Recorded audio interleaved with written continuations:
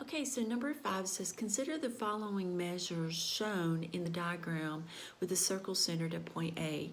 The radius is 3 centimeters and your central angle is 42 degrees. Determine the appropriate major arc length of CDB. Well, we have the minor central arc and minor central angle. So we know here that we could find CB, but that's not what we want. We want this arc, the major arc.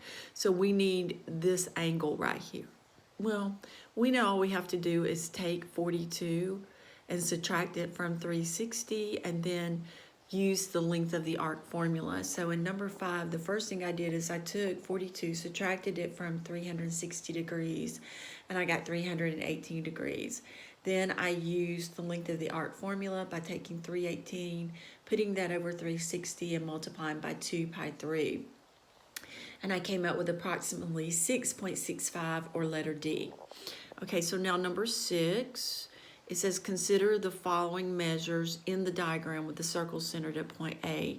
AC equals 8 inches, and the measure of angle BAC is 7 pi over 9 radians. So now our angle's given to us in radians instead of degrees.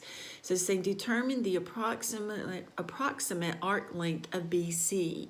So here we have our central angle of 7 pi over 9, and then we have a radius of AC, and we want this arc right here. So we're just going to take that formula for number 6, 7 pi over 9, and put it over 2 pi. So remember, because we're measuring in radians as opposed to degrees, instead of using 360, we're going to use 2 pi. And 2 pi and 360 equal each other. Then we're going to multiply that by 2 pi times the radius of 8, and immediately we can cancel out that 2 pi. So now it's just a matter of multiplying 7 pi over 9 times 8, and you're going to get approximately 9.55, or letter D. Okay, so moving on to number 7. Consider the following measure shown in the diagram with the circle centered at G. The radius is 8 centimeters and the inscribed angle measure AHB is 70 degrees. Determine BA. So what we have here is inscribed angle, that is 70, and we want to find the measure of arc AB. We know that we have this radius as well. Well, here, if you'll notice, our inscribed angle H and our central angle G are intercepting the same arc.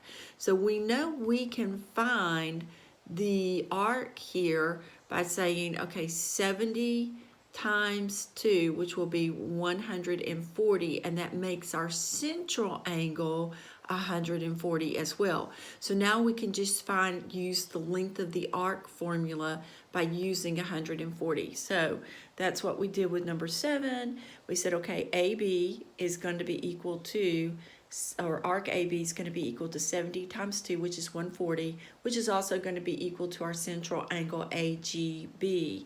So we're going to take that 140, put it over 360 times 2 pi radius, and we're just going to multiply that out. Now on this one, we're going to keep pi. If you notice, our answer choices have pi in them, so you don't want to put pi in your calculator. So all I'm going to do is I just canceled out the zeros there and put 14 over 36. Then I cross-canceled the 4 into 16, which is 4, and into 36, which is 9, and then multiply 14 times 4, and I got 56 over 9 pi, or letter D. Now, a lot of you asked me about the next problem, number 8. It says, determine the perimeter of the polygon shown. You may assume that any 2 consecutive sides of the polygon are perpendicular. So basically, all I did here is I knew that this top up here would be 4, and the reason why I knew that is because I knew from here to here was 2, and then from here to here was 6, and I mean 4, and then from here to here was 6, and your difference between 6 and 4 is 2.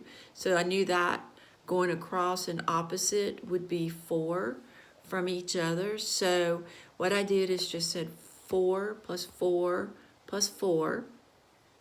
plus 4 plus 2 plus 6 plus 2 plus 2.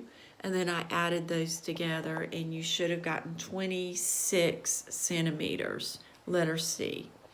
Okay, now number 9, here it says determine the approximate perimeter of the convex figure shown. You may assume that the figure includes 2 sectors of circles, one centered at point A and the other at C, each with a radius of 5. So I knew that this up here would also be 8, but here we had to find the length of this arc, and we had to find the length of this arc, and this is a central angle, and this is a central angle. So it's almost like they just cut this slice out of a circle in both of these places, and I knew they were going to be congruent because they had the same angle and the same radius. So I just used the length of the arc formula in order to find those. So I just said, okay, 70 over 360 times 2 pi 5 is equal to 6.1. And I had 2 of them, so I multiplied by 2 to get 12.2. So then I just simply added 12.2 to all of the other sides to get 38.2 centimeters. And then the last one, number 10, there was a mistake in number 10.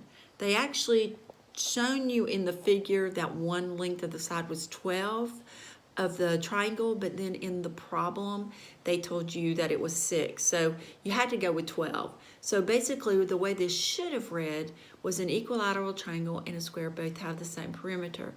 If each side of the equilateral triangle is 12 centimeters in length, then what would be the length of one side of the square? So some of you asked about it, some of you just kind of figured it out, but that was the case. So really all you had to do with this one here is just say, okay, 12 plus 12 plus 12 equals 36 because we're finding the perimeter. So then the square, I know I have 4 congruent sides, and I know when I add them they have to equal 36.